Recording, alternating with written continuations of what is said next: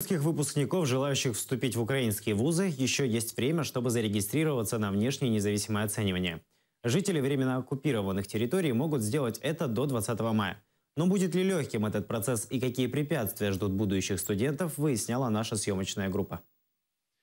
Хотел спросить насчет аттестатов, кто 11 класс закончил, что, как, а то нам говорят, что к экзаменам могут не допустить. У нас тут есть детки, желающие поступить на материке, у них вопросы, где регистрироваться, где получить информацию. Несмотря на двухлетний разрыв, крымские выпускники интересуются тем, как получить украинский аттестат и поступить в украинские вузы.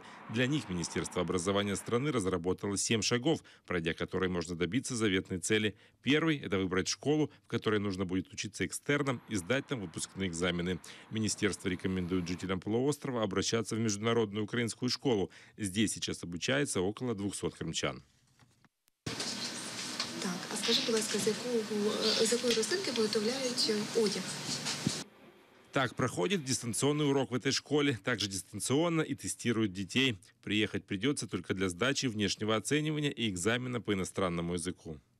Вступати ще до міжнародної української школи і реєструватися на зовнішнє незалежне оцінювання.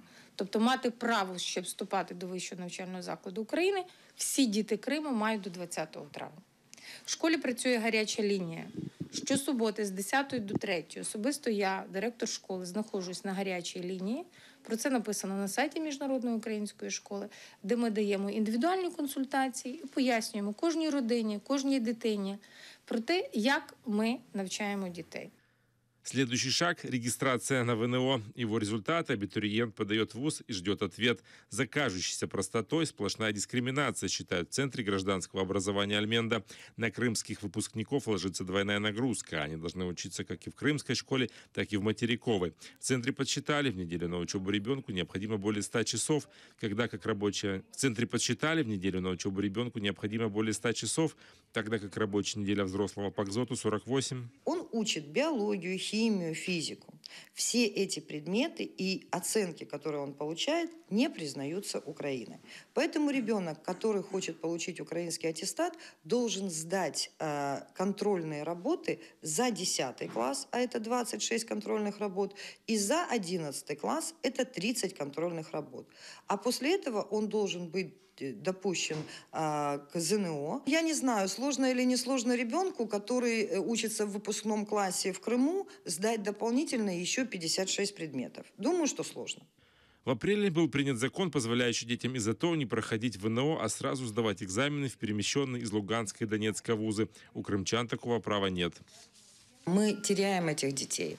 Я могу привести некоторые цифры.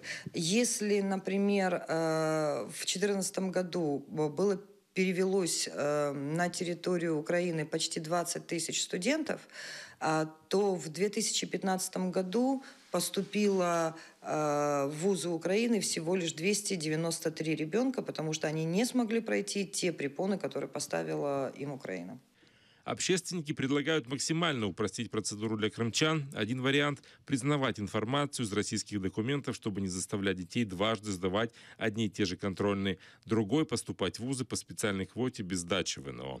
Роман Спиридонов, Ислам Пенка, Заман, АТР.